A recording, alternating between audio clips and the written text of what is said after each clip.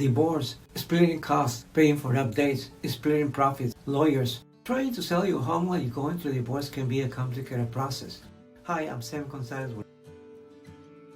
Unfortunately, there are a lot of difficult decisions to make while you're going through divorce. I know, I have done it too. It's a sensitive topic, and it is best to work with a realtor who actually understands the complexity of selling your home during a divorce and making sure there's a fairness for all parties involved.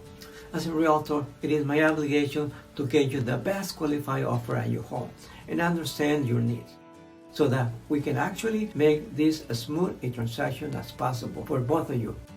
I have worked with many couples and have been able to help them sell their home in an amicable manner.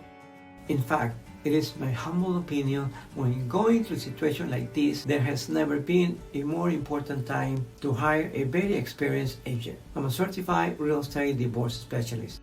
If you are looking for a realtor to help you navigate through this transition, just give us a call and we will help you get through this difficult time. And remember, your happiness and satisfaction is my goal.